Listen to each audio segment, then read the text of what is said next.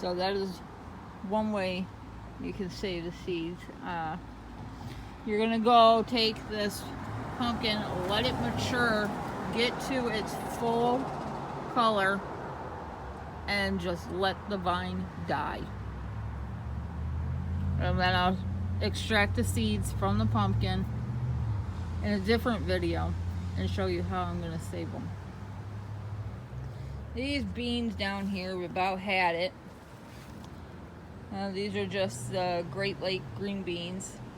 I've had a very high production rate on these this year, to the point we've got a 10-gallon bucket full of beans. But due to the rain, I'm not getting anything now. This bean over here is a pink lady, and you tell by looking at it that bean seed in there is really big. I'm going to save these two because I don't have very many of these. I'm going to let this vine here die off, and then I'll show you how I'm going to save those in a later video. Now we do have some pumpkins still trying to grow and do their thing, but I don't know how long that's going to last because this weather has been really crappy this year. Last year I canned over 700 items. So I'm really glad I went on a canning frenzy because garden's not doing much this year, unfortunately. My okra, I'm going to save some seeds from this. This is my first year growing okra, which is freaking awesome. I'm excited about that. There is one right down here. I'd like to pickle some. That would be great. And the flower down here is amazing. I love the colors of this flower. Over here I have carrot seed, or carrots. Well, it's not seed yet, right? Now, this is from my first carrot production.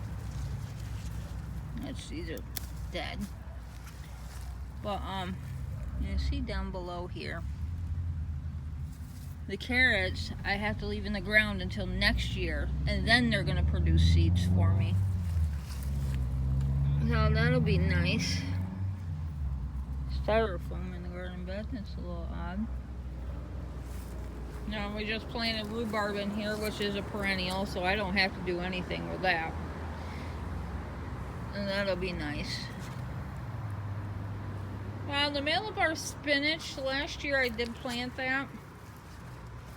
But the only thing with last year is it didn't go to seed the way I wanted it to. So maybe, hopefully, it will this year.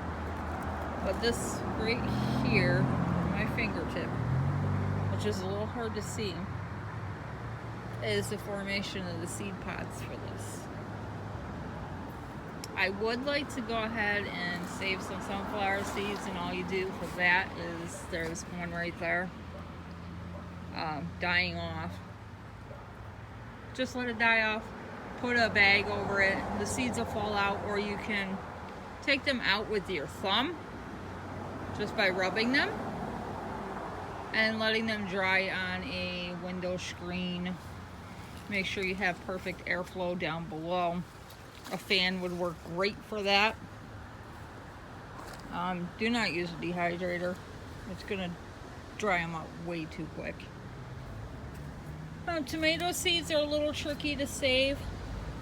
So if you want to save your tomato seeds, what you're gonna do is let the bees go ahead and pollinate it, or you can self-pollinate this yourself.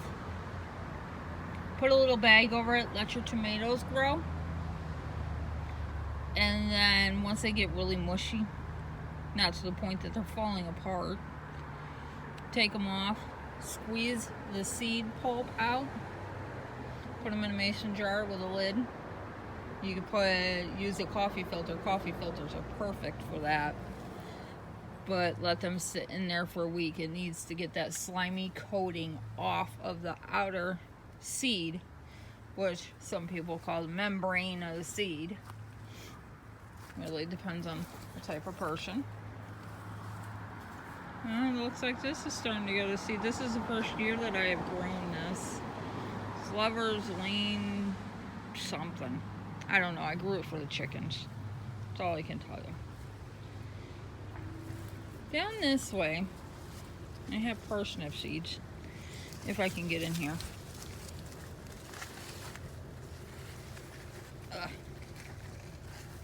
And you can see these right here. How dark they are. I should have put a bag over these ones, but I didn't. But these are ready to be harvested. And all you're going to do is the same concept. Put them on a paper towel. Let the water dry off because of how much rain we've had. Or put them in a little baggie like I made for mine. Parsnips are biannual, so they do not go to seed until the second year. See if I can pick that up a little bit.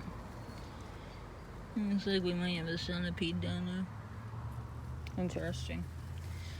This here was a volunteer tomato. And more volunteer tomatoes. I got more tomatoes than I know what to do with, besides canning them this year. If they all ripen. Oh, by the looks of it, this needs calcium. You see them spots right there? By the looks of it, it needs some calcium in its life, so I'll be putting some powdered milk on this. That is way too much freaking water. We've had torrential downpours for the last 3 days, so it's definitely not a good thing. Here's some of our monster tomatoes, which I'll be saving seeds from these this year. Bosley, do not whine at me. I can't stand that. Over here, my garden hoses decided to spring a leak, so we're using buckets and watering cans for that. These are the volunteer yellow cherry tomatoes. So, since we have volunteers, I'm going to save some seeds. So far, it looks like we might have 4 tomatoes that are ripened enough. Well, that don't look like an orange, yellow. It looks like an orange. So that very well could be from a bird dropping its feces into the garden bed. And we have some kind of random tomato plant that I have no idea what it is. Alright, I'm going to climb on top of my pile of cow shit, which is my favorite thing to do. And if you've seen my sneakers, you know why they look like crap. And they're about ready to get crappier. Over here I have my cucumbers. Alright, so this one down here is a straight 8. Looks like it got too much water. Looks like it might have split in half. It might not be. Nope. It's just some gunk. Alright, it's plus. So I'm saving this one here. It's a straight 8 cucumber. It's a heirloom variety. I'll show you how to do that. And here, if I can get back here without hurting my plants, I have, there we are, a pickling cucumber. There we go. Pickling cucumber is going to be nice because they preserve really well. I'm trying not to get my feet soaked. As you can hear the suction of cow shit on my shoes. There is a pickling cucumber right back there, that yellow one. I know it's not ready because I just checked it yesterday. But you want to check it on a daily basis to see if there's any give to it. If there's a little bit of give to it and it's not solid like a cucumber normally would be, then you're ready to pick seeds. or to pick that cucumber and save the seeds. There we are. Looks like we got some more cucumbers. I must have missed that one yesterday. That's alright, because I'm going to let these go for a little while.